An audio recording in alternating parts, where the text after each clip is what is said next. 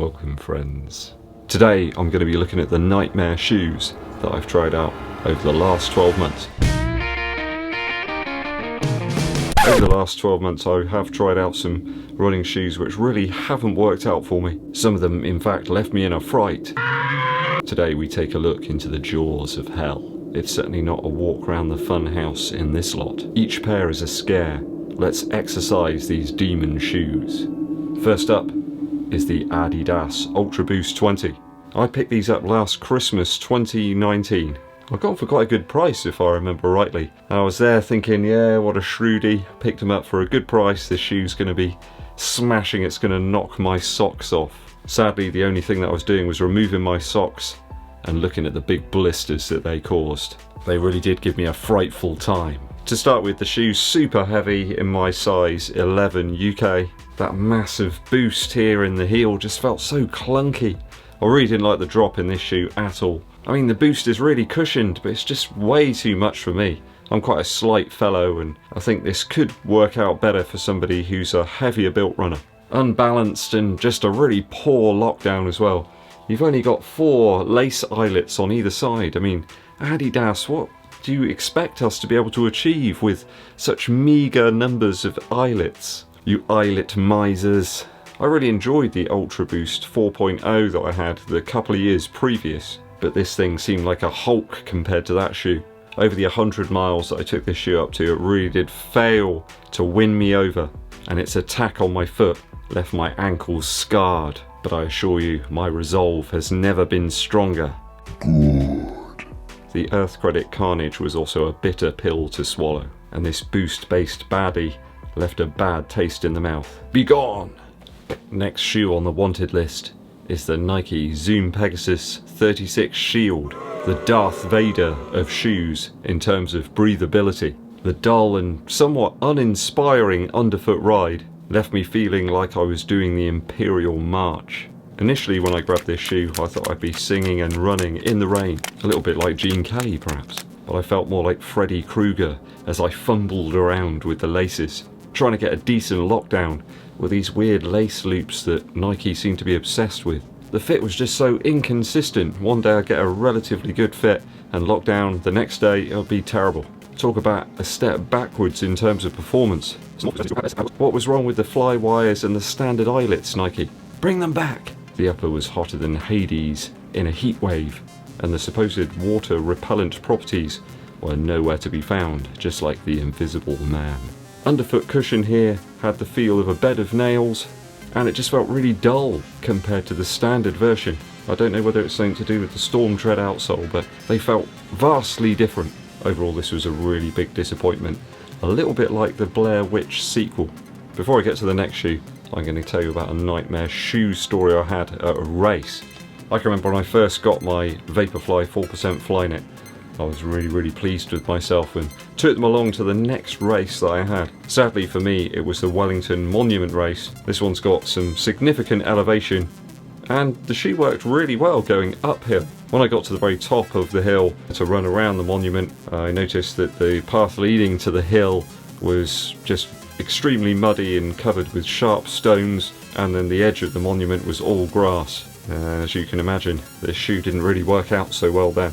Once I'd been around the grass and the mud, the channels in the outsole were pretty much full up with mud, and going downhill was somewhat perilous. So first race in these shoes really didn't work out that well at all. So I certainly wouldn't recommend them for that type of race if you have one coming up. The upper was never quite the same either. After that, they really did get a baptism of fire. Another Pegasus shoe that really did succeed in disappointing me was the Pegasus 37. I custom ordered this very bright pair, but they were a big letdown. You could say a werewolf in fancy clothing. The upper fit really was a bit like a cheap suit, and it was about as breathable as a zombie. The React in the midsole really did feel like quicksand to me as I fell deeper and deeper into the Earth's core. Again, the lacing system and the thin tongue were a big problem. It caused me a lot of pain, a little bit like cheese wire on top of my foot. The AirPod in the forefoot here really did feel like it was encased like a mummy in a tomb. With that quite thick insole as well, any response that you got from that pod felt a little bit like it had been silenced. Some quite interesting ideas here, but the implementation really was of the standard of an Ed Wood B-movie style production with absolutely no budget. I mean, we didn't even have Vampira to spice up proceedings. A really confused shoe, this one. This shoe really had a split personality. Too heavy for speed work or racing, and really not plush enough for daily easy efforts. More a Star Trek red shirt than a hot rod. Now, I've only had this shoe a little while, but it is an absolute stinker. The Under Armour Hovr Machina. It's more iRobot than lovely cushioned shoe. The app that accompanies it shouts demoralising comments at you as the shoe then records your mileage, distance, speed and cadence. The shoe itself weighs more than Thor's hammer, and it constantly reminds you of the fact that you're simply not worthy. My advice to you friends is to leave this high budget B-movie firmly on the shelf to gather dust like a prop from a Resident Evil game. This Under Armour shoe is certainly under par. Can I put it down now? It's so heavy. I hope you've enjoyed my little journey into the nightmare shoes that I've reviewed over the last 12 months. Let me know which shoe nightmares you've had down in the comments. Of course, with it being Halloween and all, I've had to pick out a scary musical recommendation for you. If you want to be scared, go and listen to Souljacker by the Eels. The little slogan underneath the title on the CD cover says, "You little punks think you own this town." There's a cool picture of E with a dog.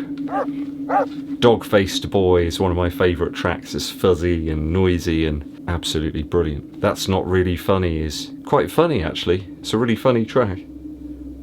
Kind of unnerving though. You've got a really beautiful track after that called Fresh Feeling, which reminds me of beautiful grassy meadows, running across them with your sweetheart. But then after another couple of tracks we've got Souljacker Part 1, which is just darn right noisy. I believe local Hovr hero John Parrish played on some of the tracks on this album. Really is one of my favourites from the Eels. Go and check it out. Souljacker. Whatever you're doing for Halloween, cats, I hope you have a safe and enjoyable time. Remember, don't eat too much candy. It's not going to do your running any good. Toffee apples are okay though. Eat as many of those as you like. Thanks for sticking with me till the end, guys. If you haven't done so already, it would mean a lot to me if you'd hit that subscribe button. And also, click the bell below for notifications of when we launch those new videos. It does help the channel out a huge amount too, if you give this video a thumbs up like and share it with your running buddies. My name's EDDBUD, and I'll be seeing you